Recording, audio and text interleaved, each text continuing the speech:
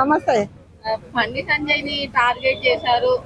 బండి సంజయ్ ని ఏం చేయలేక వాళ్ళ కొడుకుని టార్గెట్ చేశారు ఈ రాజకీయ నాయకులు అని చెప్పేసి వస్తుంది. దాని గురించి మీరు ప్రతి ఒక్కళ్ళు అట్లనే అంటారు.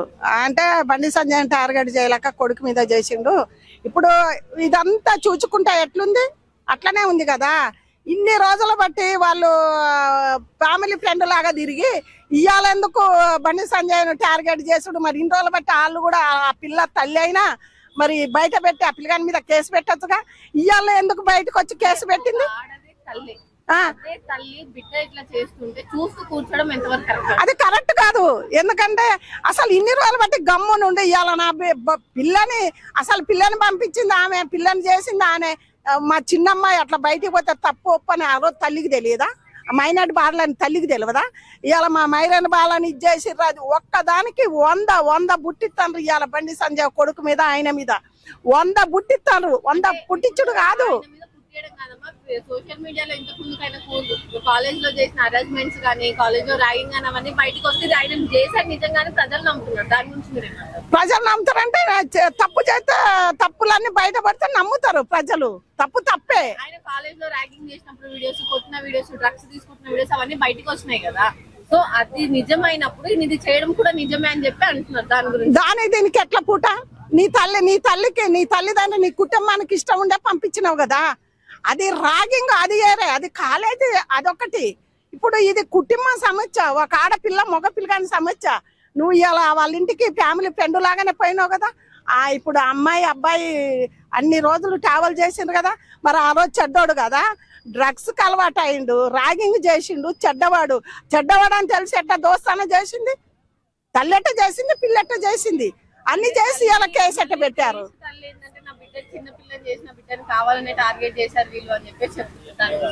నువ్వు వాళ్ళు కావాలని కాదు, ఏమో కావాలని టార్గెట్ చేసిండ్రు.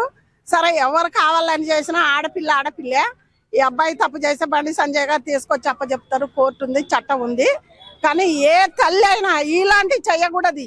ఎప్పుడో కేసు పెట్టాలి. అంతా అయిపోయినాక లాస్ట్కి వచ్చినాక ఇలా బీజేపీ వాళ్ళని టార్గెట్ చేయటం, ఇదే వంక పెట్టుకొని కేసులు పెట్టడం అది కరెక్ట్ కాదని ప్రతి ఒక్కళ్ళు అంటారు. నేను అన్నది కాదు, ప్రతి ఒక్కళ్ళు అంటున్నారు. సమాజంలో ఉన్న వాళ్ళకి మీరు ఏం చెప్తారంటే ఇప్పుడు ఆడపిల్లలు మగపిల్లలు అందరూ ఒకే తయారయ్యారు కదా. ఆడపిల్లల గురించి అందరు పిల్లల గురించి మనం మాట్లాడితే బాగుండదు. ఇప్పుడు మన జరిగాయే మాట్లాడుకోవాలి. ఎందుకంటే ఏ ఆడపిల్ల ఎట్లనో మనకు తెలియదు.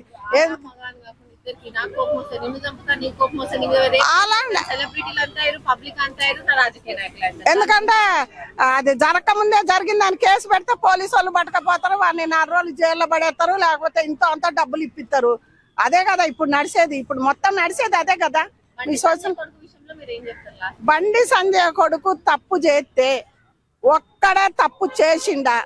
ఇన్ని రోజులు అమ్మాయి అబ్బాయి కలిసి బయటికి వెళ్ళారు, అన్ని చేశారు, ఫ్యామిలీ ఫ్రెండ్ లాగా శ్రీశైలం ఎక్కడికెక్కడికి వెళ్ళారు. వెళ్ళినంతసేపు వెళ్ళి ఇప్పుడు ఎందుకు బయట పెట్టుకొని కేసు పెట్టారు? అది ఒక్కటి సత్యనారాయణ సార్ కాదు, ప్రజలు కాదు, పార్టీ వాళ్ళు ప్రతి ఒక్కళ్ళు దీని గురించి ఆరా తీసి బండి సంజయ్ కొడుకున తండ్రిని అందరినీ తిట్టండి. కానీ నిజాలు బయట రాని ఎందుకు మాట్లాడుకోవటం? ఇప్పుడు నిజాలు బయటకు వచ్చినాక మాట్లాడాలి. నిజాలు తెలియదు కదా. ఇప్పుడు అబ్బాయి పారిపోయినంటే ఏడిపోతాడు, వాళ్ళ అయ్యే తీసుకొచ్చి చెప్తాడు. ఒకళ్ళ తండ్రికి భయపడో ఎవరికి భయపడో ఒకళ్ళ జాక్కోవచ్చు. అయినా అన్ని ప్రతిదీ బయటపడ్డప్పుడు ఆయనకే శిక్ష చేస్తారు, వాళ్ళ పరువే పోతుంది. దానికి వదిలిపెట్టి పార్టీ వాళ్ళు ఇవాళ సీతక్క కానీ ప్రతి ఒక్క బీఆర్ఎస్ వాళ్ళే కానీ వాడెవడో తాగబోతే ఏదో ధర్నా చేస్తాడు. వాడెవడు ధర్నా చేసినోడు ఎవడు? వాడు చర్చి వాడు ఇలా బీజేపీ వాళ్ళని ధర్నా చేసి ఇదే సందాన్ని బీజేపీ వాళ్ళ పరువు తీస్తాడు. వాడిని పట్టకపోయారులే. కానీ అట్లాంటివి చేయకుండా నిజాలు తెలుసుకొని దీన్ని మాట్లాడితే బాగుంటది. జై శ్రీరామ్, భారత్ మాతా కీ జై. ప్రస్తుతానికి బండి సంజయ్ ని టార్గెట్ చేశారు అన్న వార్తలు బయటకు వస్తుంటే వాళ్ళ కొడుకు చేసిన తప్పుకి తండ్రి అనడం ఇది కావాలని కుట్ర జరిగింది. ఇది కావాలని బీజేపీ ప్రభుత్వం మీద బండి సంజయ్ గారి మీద బురద చల్లాలి, ఎలాగైనా తొక్కాలి. ఎందుకని అనుకున్నారంటే వీళ్ళు ఖచ్చితంగా బండి సంజయ్ గారు వచ్చే ఎలక్షన్లకి ఖచ్చితంగా రానున్న రోజుల్లో ఖచ్చితంగా సీఎం అయిపోతారని చెప్పి వీళ్ళకి దడదలు నడిపోతుంది. ఎలాగైనా తొక్కాలి. ఆయన్ని రాజకీయంగా ఎదుర్కోలేరు, ఢీ కొట్టలేరు, ఢీ కొట్టుకునే దమ్ము అయితే లేదు. అందుకని చెప్పి కావాలని ఆయన అబ్బాయిని కుమారుడిని ట్రాప్ చేశారు. ఇది ఫ్యామిలీ పరంగా రాజకీయ పరంగా కుట్ర చేసి హనీ ట్రాప్ చేశారని మా ఉద్దేశం. ఎందుకంటే ఆ అమ్మాయి ఖచ్చితంగా సెల్ఫీలు తీసుకుంది. మీరు ఎలాగొచ్చు ఆ అమ్మాయి సెల్ఫీలు తీసుకుంది. ఇష్టం లేకుండా భోజనం తినిపిస్తుందా? ఇష్టం లేకోకుండా ఆ అమ్మాయి ఫామ్ హౌస్కి వెళ్తుందా? ఇష్టం లేకోకుండా శ్రీశైలం వెళ్తుందా? అరుణాచలం వెళ్తుందా? తిరుపతి వెళ్తుందా? ఇదంతా మరి ఇంత అన్యోన్యంగా ఇంత ప్రేమగా ఉన్నప్పుడు కేసు ఎందుకు కట్టింది? నిజంగా ప్రేమ అయితే కేసు ఎట్టదో. ఫ్యామిలీని కూర్చోపెట్టి ఇరువైపులు కూర్చోపెట్టి మేము మా ఇద్దరి మధ్య గొడవ జరుగుతుంది, తనంటే నాకు ఇష్టం, తనంటే ప్రేమ, అబ్బాయి ఎలా చేస్తున్నాడు, ఎలా డ్రింక్ చేస్తున్నాడు, అది గొడవ పడుతున్నాడు అని చెప్పాలి కదా. నిజమైన ప్రేమ అంటే అది. రోడ్డు ఎక్కి పోలీస్ స్టేషన్కి వెళ్ళి కోర్టులకి వెళ్తే అది ప్రేమ కాదు. దొంగ ప్రేమ, నటన, కుట్ర, కావాలని రోడ్డు ఎక్కించాలని, అంతకు మించి ఇంకేమీ కాదు. అంటే ఇప్పుడు ఇదంతా జరుగుతుంది, అమ్మాయి మైనర్ 17 సంవత్సరాల అమ్మాయి, ఇదంతా అమ్మాయి చేస్తే వాళ్ళ మదర్ కి తెలిసే ఉంటుంది కదా. మా అమ్మాయి వాళ్ళ తల్లిదండ్రులు వెళ్ళారు కదా, గుడికి వెళ్ళారు కదా, తిరుపతి వెళ్ళారు, మళ్ళీ పండుగలు వేసుకుని ఫోటోలు దిగారు. అలాగే కేక్ కట్ చేస్తూ బగి ఫోటో తీసావా అన్నది కదా. మరి సిగ్గు శరణం లేదా వాళ్ళ అమ్మకి? సిగ్గు శరణం లేదా? బుద్ధి లేదా బాబుకి?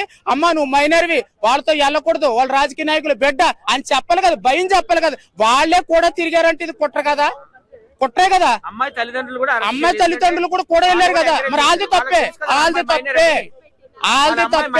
సిగ్గు శరం లేకోకుండా మళ్ళీ వాళ్ళ అమ్మాయి తోలికల అమ్మ నాన్న కేసు పెట్టారంటే వాడిది తప్పే. కూడా గూళ్ళు గోపురాలు తిరిగారు కదా. మైరైనా వాళ్ళ అమ్మాయి తెలీదా మైనర్ అని? మరి ఎందుకు ఇదంతా ట్రాప్, ఇదంతా కుట్ర? ఒకవేళ బండి సంజయ్ గారు వాళ్ళ అబ్బాయిది తప్పే ఉంటే గనక ఒక్కరిది ఉండదు కదా, ఇద్దరిది ఉంది. ఇద్దరు తిరిగారు కదా, ఇష్టంగా ఉన్నారు, తిన్నారు, ఉన్నారు. మరి ఇద్దరిది తప్పటి ఇద్దరిది తప్పే ఉంటది. 100% 50-50 ఉంటది. ఒకవేళ అబ్బాయి తప్పే చేసాడు అనుకో, ఖచ్చితంగా బండి సంజయ్ గారు చెప్పారు, బహిరంగంగా దమ్ము ధైర్యంగా నీతి నిజాయితీగా చెప్పారు, నా కొడుకు తప్పు చేస్తే నేను క్షమించను, సరిదిద్దుకోను. ఖచ్చితంగా సామాన్యుడికి ఒక చట్టం, నా కొడుకు ఒక చట్టం ఉండదు. అందరిలాగే నా కొడుకు శిక్ష పడాలి, ఇంకా ఎక్కువ పడుద్ది, అది నేను కోరుకున్నానని ఆయన బహిరంగంగా చెప్పారు. అలాగే మేము కూడా చెప్తాం, ఒక హిందూ యాక్టివిస్ట్ గా నేను కూడా అదే చెప్తున్నాం. ఒకవేళ నిజంగా ఆ అబ్బాయి తప్పు ఉంటే మేము ఈ రోజు మీడియా ముందు ఎలా చెప్తున్నామో ఆ రోజు కూడా మీడియా ముందు వచ్చి ఆ అబ్బాయికి శిక్ష ఎక్కువ పడాలి.